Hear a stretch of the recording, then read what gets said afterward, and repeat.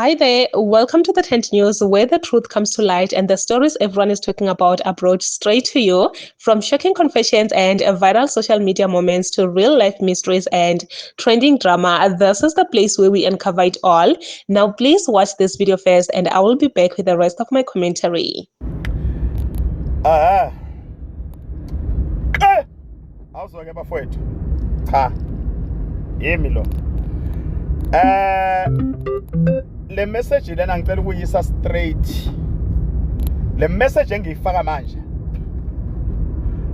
Ngifuna ukukhuluma namaqhawe amabili. Two heroes. Amadela kufa awu2. Yizinto engenandaba. Masifuna ukwenza into ziyayenza. Gagela wobani. Uphakela umfokanda abandaba. Ungizwe iqhunu.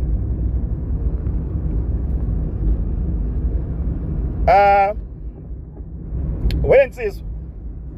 Le message le iphuma ensizweni yomswati. Swati ke mina bafowethu ngeke nginikhohlise.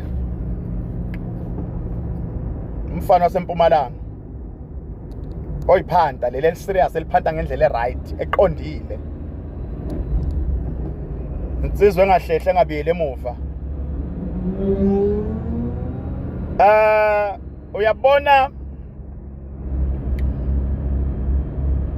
ngizontshela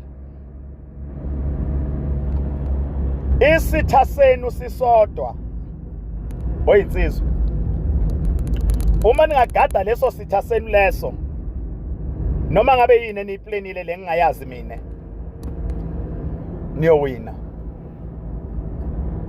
Uyabona alikho iqembu elanyakazisa iSouth Africa iphelele njengeqembu leli ekuthiwa iCope.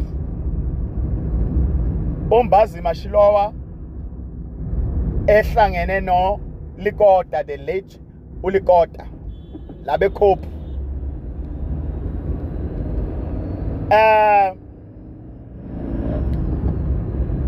Kuthe basayihlelile into yabo kwangena noma kwafika isifo sokungaboni ngasolinye bahlukana phakathi. Khumbule manihlukana ukuthi omunye uyozwana nezitha zomunye. Sengiyakhuluma nawe umsebenzi wami ngumfundisi la ungena khona. Sengiphakathi. Yila ke mina ngena khona mina ke wena iqembu le insizweni noma ibhinqa nation noma imash and mash mina epastorino ngifitha yonke indawo. Mina fitha yonke indawo mina. Mina ke mfundisi wamaqiniso la eSouth Africa akujiki lokho futhi lokho nje sekuphasisiwe. Lalelani iCope yaqedwa noma 500 meters yaphelelwa turn amandla right onto R558 yaphelelwa amandla iCope. Nizongixolela ku-direction labakithi ngisendleleni kulate manje uthi ngingalinda ukuthi ngime ngiyadrive lapha bafethu ngiyadrive ngibusy kodwa kumele ngiyenze le.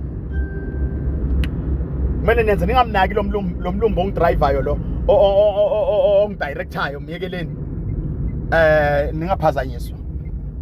Qaphelani ke ngizwe. turn right onto R558 Qaphelani ke ngizwe nawe mfowethu mfokanda abandaba. Hayi uma ngobe sanginankinga naye ngoba umuntu wesifazane bakithi noma ngazabe iqhawekazi kanjani uhleze nako lokuyithoba. So yena ke angimboni kuumuntu engamfaka kulezi 400 meters keep left angimboni kuumuntu engamfaka kulezi indaba engikhuluma ngazo. Uma ngobe sasemkhipheni ngoba vele uma ngobe njoba ngithi asimkhipheni ukuthi ngiyazi ukuthi yena vele uyohleze imbokodo ehlezi ivikelekile. Kodwa la kuphakela nongizwe ufuna ngizweni kahle. ila ngize khona vula indlebe nje nonke ningilalele In 5.2 kilometers. Exit to the left to exit. R558 Lenasia. ningilalele kahle ngibamba nje le direction lapha ngifuna ningilalele kahle ngifuna nje ningizwe ngifuna ningizwe kahle awuzweke sengiyibambile i-direction mamela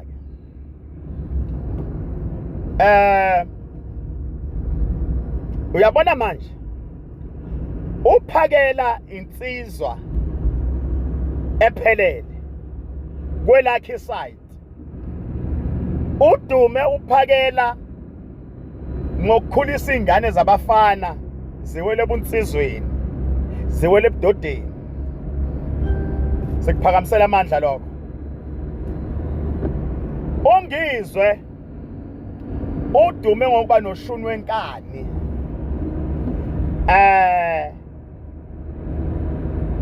nokuba ile nto ayiyona manje senge siyiqhaze yabo bathi ke uyayenza into yakhe noma ngabe wenza into nje engathi shu ivela inakeke uphiwe leyo nto leyo yingakho noma waphuma okhosini igama lakhe alizange lawa phansi ngoba akanceni nje ukwenza noma ngabe yini ukuthi ahlale akumap yingakho namhlanje waziqalela indaba yokuba inkosi emabhinqa wagcina vele nesilo sesisho cha simvuma ukuthi inkosi emabhinqa sikushayela izandla lokho ubutsizwa lokho yona nto ke manje bakithi ngifuna ukukhuluma ngayo leyo ukuthi qaphelani ke madoda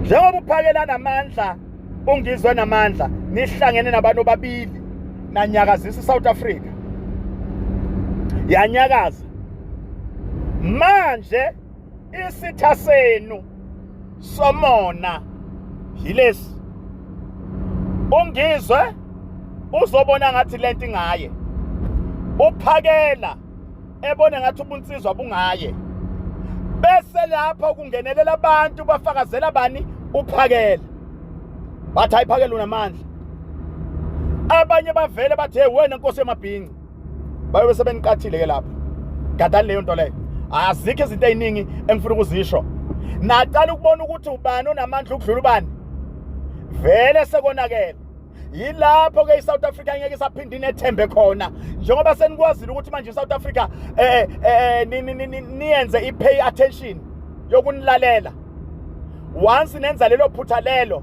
ngicela ukunitshela ngeke kuphinde nenza lelo phutha lelo niyolalela niyophupha nishode ngodayi gadani leso sitha leso gadani leso sitha leso somona gadani leso sitha seyinkulumo zabantu